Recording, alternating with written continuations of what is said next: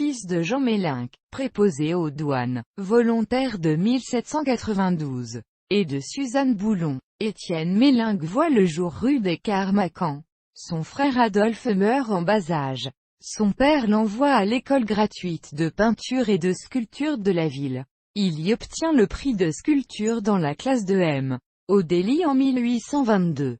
Il fait des débuts dans une petite troupe ambulante de Caen avant d'être admis dans la troupe du Cirque Francini. Il est encore tout jeune lorsqu'il abandonne Caen pour Paris où il obtient un emploi de sculpteur à l'église de la Madeleine. Sa passion du théâtre le poursuit et il se fait engager dans la troupe du père du manoir qui va l'escroquer. Il parcourt le nord de la France avec son ami Hippolyte Tisserand, 1809 à 1877. Mais l'aventure se termine par un échec et il retourne au domicile paternel. Sitôt remis, il repart pour Paris où il rencontre Catherine-Joséphine Duchesnois qui le recommande à Alexandre Soumet. Il est engagé par les frères Jules Sévestre et Edmond Sevestre, et joue au Montparnasse, puis au théâtre de Belleville où il retrouve son ami Tisserand. Il part aux Antilles jouer la tragédie.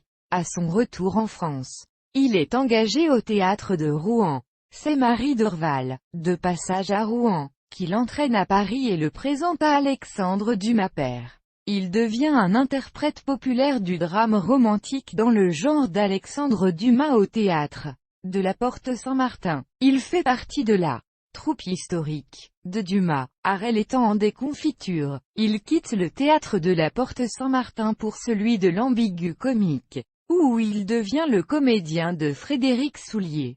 Parmi ses amis, il compte Adolphe Auer, Auguste Raffet, Narcisse Diaz de la Peña, qui lui dédicace une œuvre, laquelle, en 1838, aujourd'hui au département des arts graphiques du musée du Louvre, ref. Nécessaire. Étienne Mélinck s'installe au No 22 rue Leveur à Paris dans le quartier de Belleville, où sa femme et leurs deux fils, Gaston Mélinck, né en 1840, et Lucien Étienne Mélinck, né en 1841, auront leur atelier dans les remises de la propriété. Un de ses plus grands succès est le rôle-titre du drame de Paul Meurice, Benvenuto Cellini, où il démontre son double talent d'acteur et de sculpteur en modelant une statue d'Hébé sous les yeux des spectateurs. Il part en province pour représenter cette pièce et perd tous ses effets, costumes, accessoires, collection d'armures et de curiosités dans l'incendie du Théâtre Français de Bordeaux en 1856.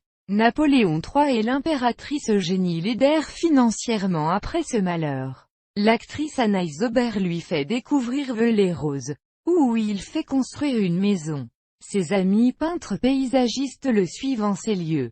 Xavier Decoq, Antoine Chantreuil, Henri Harpigny, puis Paul Meurice, Paul-Louis Leroux de la Comédie Française, Eugène Pierron de l'Odéon, Gabriel Marty, Dumas fils, José Maria de Heredia puis Victor Hugo.